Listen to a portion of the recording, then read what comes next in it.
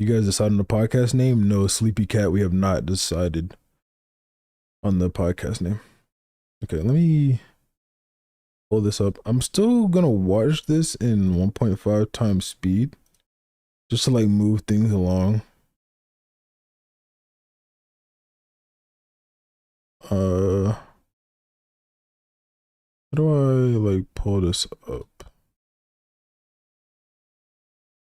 Is Goku here? Yeah, that's right here. Okay. So podcast name should be Six and Friends. Well, no.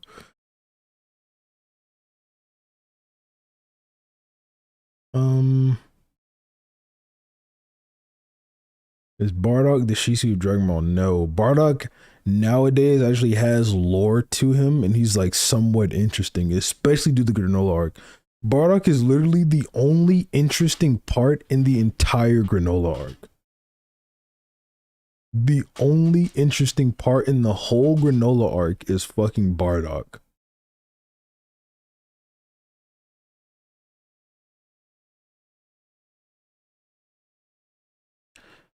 Like the bro, that's just how it is. Just how it is. All right, let me end this poll.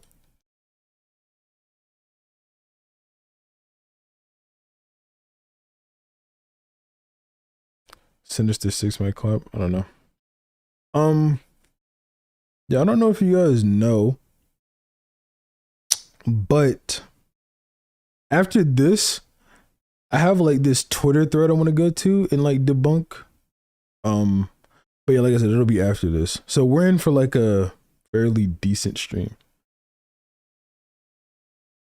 Sinister Six, get on that. Wait, why are y'all talking about the Sinister Six?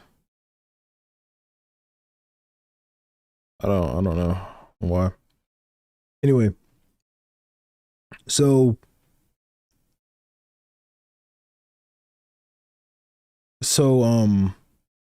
it is the Delta thread, Kitamaki.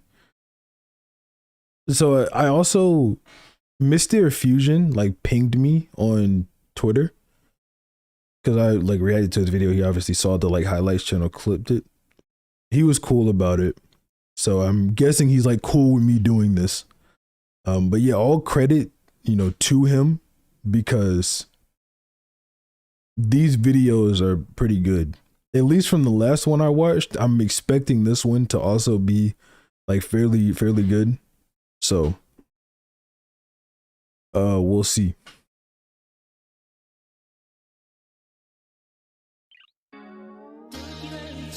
How come I can't hear? Oh, my headset's not on.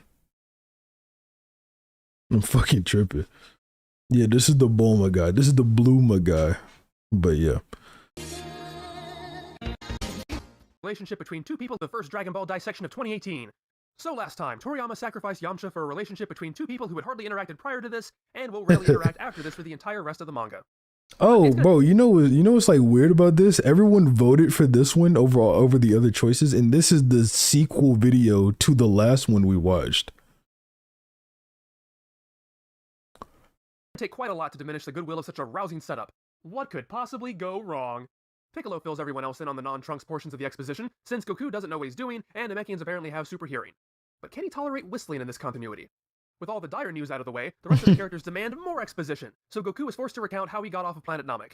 It turns out that the Ginyu space pods were ripe for the picking once Frieza's ship wouldn't work. Thankfully, Goku's random pressing of buttons did not result in a Darwin Award by hurling him into a nearby sun, but instead took him to the planet Yardrat, because, as Vegeta helpfully contributes, the Ginyu were in the middle of conquering that world. Well, they must have been taking their sweet time since Vegeta doesn't really seem to have been in a position to be privy to Frieza's attack strategies since over a year before the Ginyu came to Namek. But when Vegeta reveals the Yardratians possess some crazy techniques, Goku admits he did learn how to teleport from them and demonstrates it by instantly retrieving the material. Should I? Oh, wait, hold on. Everybody's like commenting on how fast he's talking. This is the same speed I watched the video in last time. So should I slow it down or are y'all fine with 1.5? 1.25? Okay, I will slow it down to 1.25.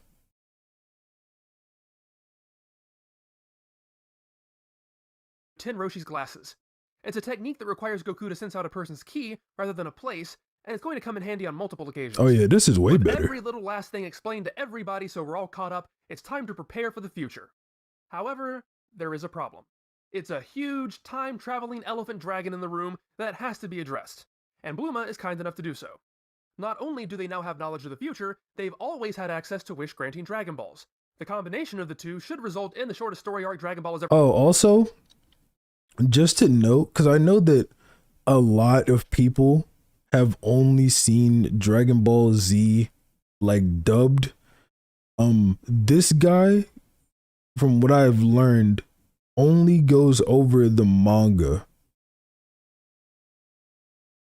So, you know, if he says anything that like seems weird to you, because I know they changed some stuff like animated manga, if he says anything weird, that is probably why you think it's weird. Ever told. All they have to do is use the Dragon Balls to find out where Dr. Gero is and stop him before he causes this untold death and destruction.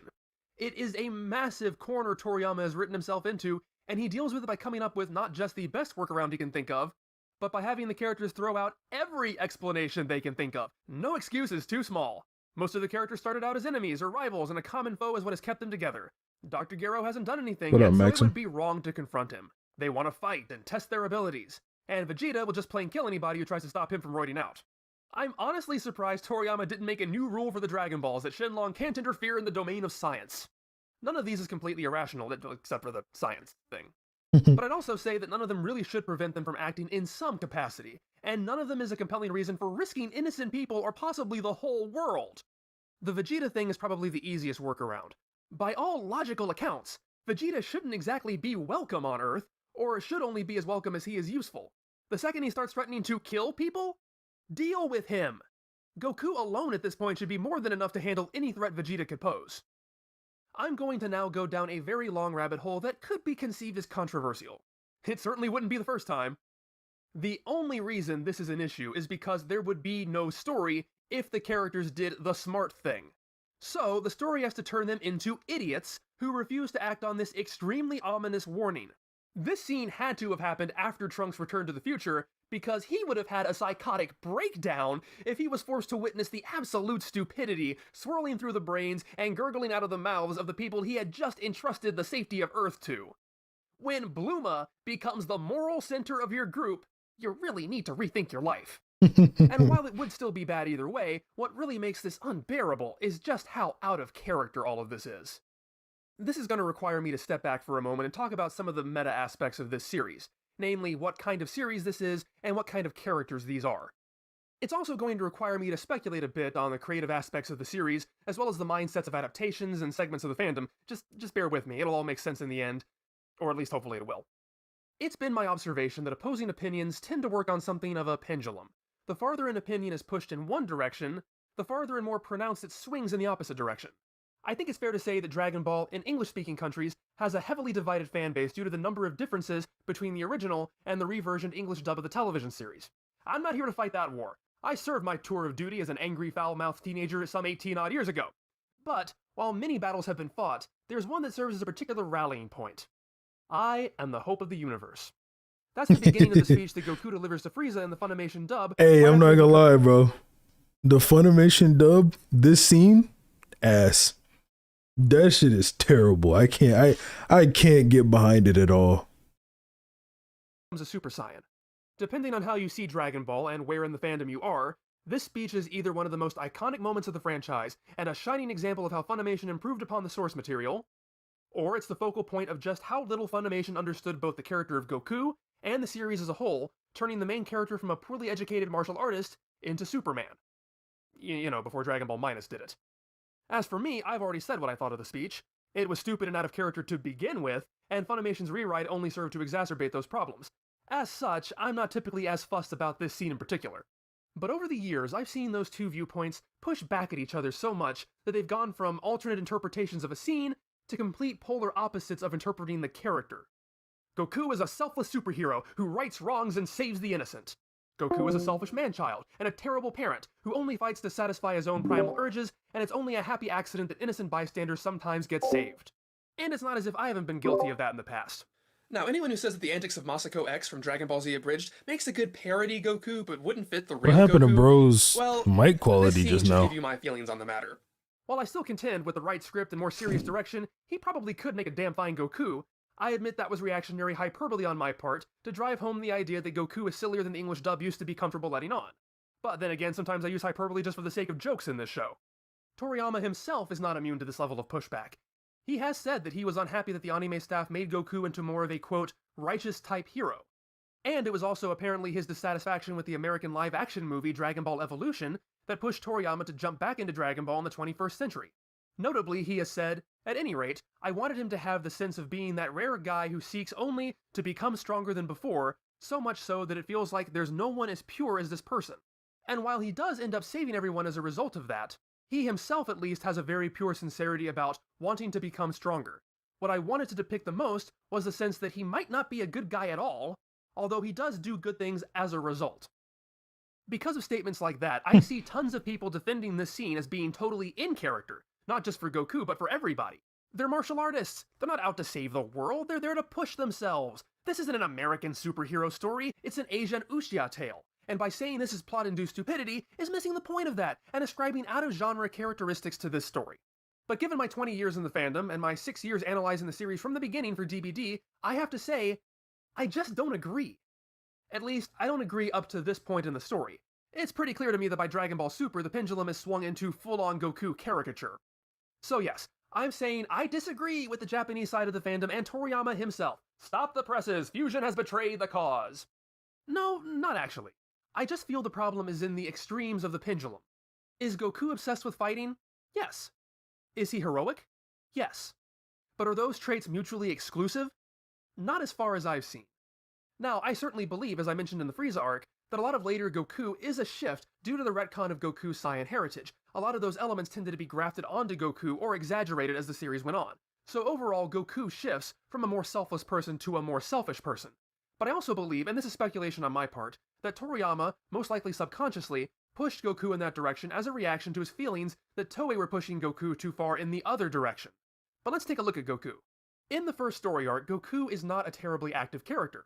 For the most part, he does whatever Bluma tells him to do. But the very first time he acts against her is to bring the sea turtle back home. That has nothing to do with his quest, there is no promise of adventure, there is no expectation of combat, even though it does ultimately happen. Goku is not doing this for himself in any way. He simply believes it's the right thing to do, and so is compelled to do it. That's one of his earliest defining character moments. Bluma is selfish, Goku is selfless. He can ride the Kintone because he is pure of heart. In the first arc, he is the moral center of the story. Everyone else is in it for themselves, constantly trying to stab each other in the back. But not Goku. Later on, in his second Dragon Ball quest, his only goal is to retrieve his grandfather's keepsake. But when he gets it, only for Bora to die, he continues on anyway to collect the remaining Dragon Balls and defeat the Red Ribbon Army. Sure, he's excited about getting to fight, but it's ultimately to save other people and defeat the bad guys. Now, there are certainly elements I find a bit muddied to be sure, but that's because I find the longer the series goes on, the more inconsistently Goku is written. He'll spare the Ginyu because they run away and aren't worth fighting, but he'll chase after and kill Black just because he's a bad guy who shouldn't be allowed to get away. But then he'll spare Vegeta because he is worth fighting. See what I mean? Because he's the main character, he'll often do what the plot requires. I don't really see the fight against Ma Jr. as painting him as selfishly as I see others sometimes like to say. Sure, he really wants to win the match and will therefore restrict himself in that sense, sometimes to the point of making risky decisions, and that is a large part of Goku's charm and an integral part of his character that shouldn't be overlooked. Hey, this nigga cooking. Hey, he's cooking. Bro, I low-key forgot and I was supposed to be like reacting to it. Like I was just watching. This nigga's cooking, bro. Hey, he's on some shit. He's on some shit. He's on some shit. The only part, like, okay, Goku's inconsistency as a character or whatever, I think the decisions are inconsistent, but I don't think that Goku is inconsistent, if that makes sense. Like, I think Goku always just does what he wants.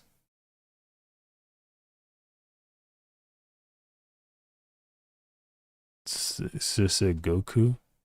I always say Goku. What? I don't, bro. If you're talking about like how this nigga be separating it, like Goku, I did not say it like that. But nah, no, bro. This shit's heat.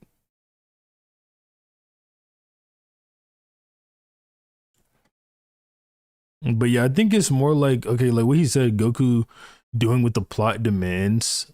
Since he's the main character, yeah, that makes sense. But I don't think that the shit's inconsistent because of that. Like Goku, after he got out the fucking pod on Namek or whatever, he's clearly just like a different type of nigga. Like he's just all around different at that point than he was before.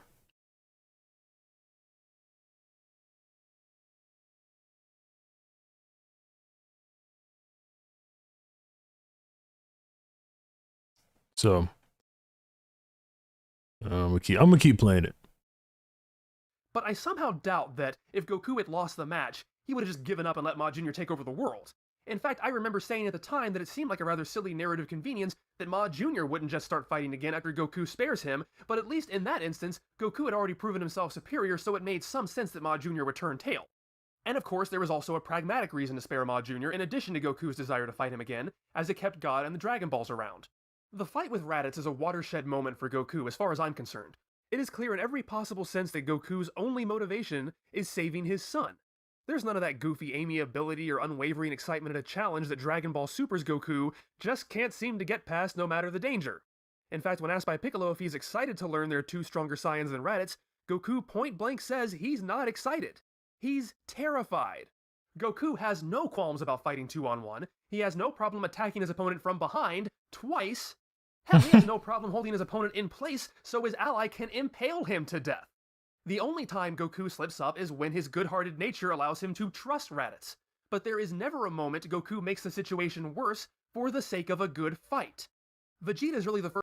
I think that most of what he's highlighting here is just Toriyama failing to portray what he wanted to. Like he pulled the quote up, but Toriyama's like, I wanted Goku to be this guy who just wants to get stronger. Like he's just pure that way.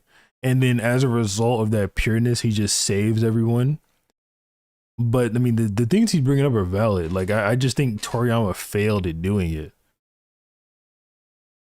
What's the context of the video? Catch me up. It's just somebody paid me to react to Mr. Fusion's video. First time I see Goku go That's his against name, the pragmatic right? solution Yeah, it's Mr. solely Fusion. for the desire to fight that person again. Not surprisingly, it's not too long after the Saiyan race is introduced, and it's a decision Goku attributes to his Saiyan heritage, which is now a thing that's always been there. I'm not at all denying that Goku's desire to fight strong opponents has been one of his core character traits, almost from the beginning. I'm more trying to point out that it really becomes disproportionately pronounced over time. And I have a hard time believing that the Goku who wanted to save Bora is the same Goku who is now shuffling his feet over a threat that's going to turn the world into Skynet. I mean, I think you could explain that as like Goku's desire to fight people gets stronger the stronger he gets. Like I think that's pretty implied. Like aside from the the Saiyan nature or whatever, I think that's pretty implied throughout just Dragon Ball itself.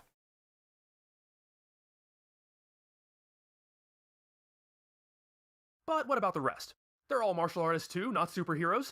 And again, I'm not disputing that. They're not the Super Friends. They don't hang out at the Hall of Justice waiting for some nefarious plot to stop. Nor would I want them to be that way. But let's look at Ten Shinhan, the other member of the group who actually says he wants to fight them to test his skills. Since he's kind of the prototypical Piccolo or Vegeta type character, it's not too far-fetched for him to say things like that. After all, he says something similar when he heads off to face Piccolo. He's not doing this to be a martyr, but his pride as a martial artist wouldn't allow him not to face Piccolo. He's also the guy who balks at using the Dragon Balls to defeat Piccolo rather than facing him head-on. But when push comes to shove, he does tell Chaozu to do just that. And I think that's pretty consistent with the others too. They want to get stronger for its own sake. They love the idea of getting to train with powerful masters and improve their skills. But they're not stupid, and they're not selfish. And even if they were selfish, it is kind of in their best interest to make sure the Earth is safe because they kind of live there. Now, way back at the beginning, something I said I liked about the first arc was just how amoral and selfish the characters are, so you may think I'm backpedaling on that. But I'm not. In fact, I had this moment in mind when I was writing that all those years ago. And just like my stuff with Yamcha in the last episode, it is so nice to finally get to the payoff of things I set up so long ago. So I have a couple of rebuttals here. One is that these out-for-themselves character motivations work a lot better when the stakes are low and the story is a comedy. It's harder to not be frustrated by blatant stupidity when I'm ostensibly supposed to be taking your story seriously. Two is that when the stakes are raised to the fate of the world being in the balance, those same stupid, selfish jerks put their own wants and desires aside because saving the world is more important. Well, except in Oolong's case where his desire does save the world. But yes, the characters in the sexual harassment comedy part of the story act more sensibly than the characters in the stone-cold serious story of cybernetic domination. What sense does that make? There's also a reason why, in one of the corrections I put out during Dragon Ball Dissection December, I talked about Usia and said very pointedly that genre convention never serves as an excuse for poor storytelling. And that's because, even if we dive head first into the defense that these characters are martial artists, and this story is Usia, and that's what makes their decisions not stupid or out of character, I wholeheartedly disagree. Because see, I may not be an expert on the genre of Usia, but I do know Dragon Ball well enough to know Bull when I see it. So, this is a martial arts story, huh? And these characters act the way they do because they follow the martial artist path, huh? That's your final answer? You're going to double down on that? Well, in that case, remember the Muten Roshi? The guy whose title means Heavenly Martial Arts Master? I have a little quote from him that maybe you've forgotten. One does not study martial arts in order to win a fight, or have girls say, "Ooh, you're so strong." One masters those arts for health in mind and body, for the ability to live one's life as courageously, uniquely, and energetically as one wishes. But, if there are any who seek to terrorize you or any other decent people with undeserved power, you must defeat such enemies with one mighty blast. In case you didn't catch that, the most prominent martial arts teacher in this franchise tells his students before the first lesson that it is a martial artist's responsibility to protect the innocent and not about winning fights for their own sake. Maybe it's just me, but I don't see how letting the evil mad scientist have his way so that I can prove how strong I am is in keeping with the whole martial arts philosophy behind this franchise. Then again, Goku didn't seem to understand what the Muten Roshi was talking about, so maybe that's where the problem lies. If you still don't... Yeah, that's what I was about to say. Goku didn't understand what Roshi was talking about. I haven't seen Dragon Ball Deliverance episode 4, Jason. Appreciate the 5 though. But yeah, Goku didn't know what Roshi was talking about. That's literally what I was gonna say. And then I think as Goku gets stronger, not that he gets dumber, but he just, like I said earlier, he just wants to fight stronger people. Like the desire gets heavier. It's almost like Goku keeps feeding an addiction, and it just keeps getting worse and worse and worse. That's really just how I look at it, rather than it being inconsistent. Believe me, I have one last thing to direct your attention to. If this scene is in keeping with the character's established intelligence, philosophies, and motivations, then why are they proactive the entire rest of the arc? When they find out there are more artificial humans, why do they want to stop them before they're activated all of a sudden, despite having faced relatively little resistance up to that point? When Cell comes into the picture, why do they try to stop him before he can become perfect? When Vegeta is the only character trying to do the opposite in those instances, why are they all against him and treat him like he's insane? The answer is, now that the plot no longer requires them to be stupid, they'll make the decisions they should have made in the first place. So sadly, after an awesome beginning, the main conflict is built on the flimsiest of foundations. And the sad thing is, this really didn't need to be a millstone around Toriyama's neck here. He could have turned this negative into a positive very easily as far as I mean, it's sort of different. Like, yeah, with the androids and stuff, at least now they know for a fact that the androids can cause super destruction. Because of what Jiro did in the city. So it's like, we need to prevent this, and they can see that the androids are a legitimate threat because what they did to Goku, what they did to Yamcha, things like that. I mean, so like when they don't go kill Jiro, it's a little bit different than when they want to stop the androids from coming out and then want to stop Cell. So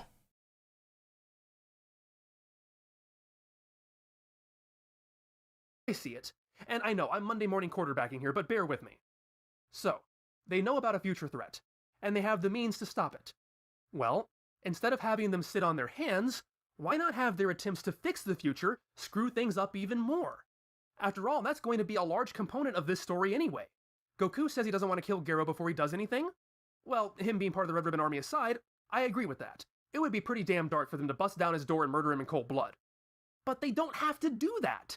They can use the Dragon Balls to find his location, track him down, and warn him. They know what he's doing. They'll be keeping an eye on him. And if they get even the slightest hint he's making these artificial humans, he will pay. But let's say he gets away somehow. Now they can't use the Dragon. Well, oh my god. This is one of those situations I touched on in my Obito video where characters not acting in the most efficient way possible. Sometimes it's frustrating. In one of these examples, like this guy's clearly frustrated about, you know, how the story ended up going down. But like a character not acting in the most efficient way possible, in my opinion, it doesn't make the story bad or anything like that. Like tracking Gero down to kill him versus tracking Gero down to warn him is like two different things. Obviously, like completely different. So if say like what does Goku sound like saying, let's go warn this guy to not create these androids? What does Goku sound like saying that? Like who's the one who should bring that up?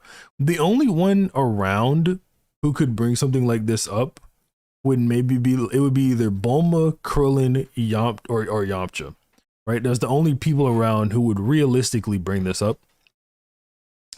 And none of them would be taken seriously because you have Vegeta right there who would shut it down, and same with Goku. And then, I mean, even then you got Tien too. Like Tien would just shut it down. Like going to warn this guy to stop them, it just wouldn't go over well. Like, I don't think they're being stupid. It's just like, it's just weird. Okay, hold on. I don't think they're being stupid to a certain extent from a certain perspective. They're definitely being like inefficient. It's just like one of those things that's frustrating.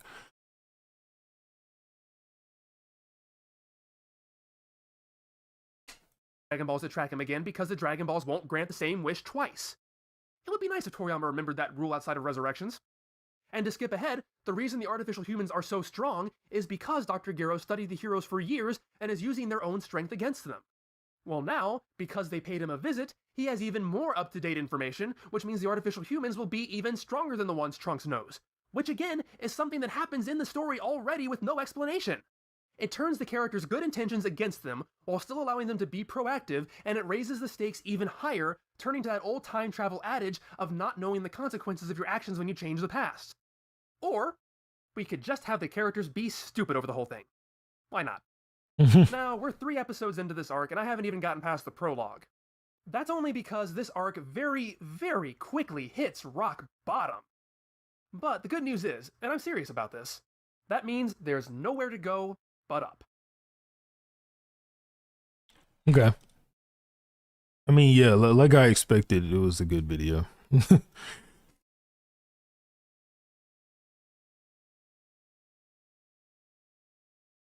Like,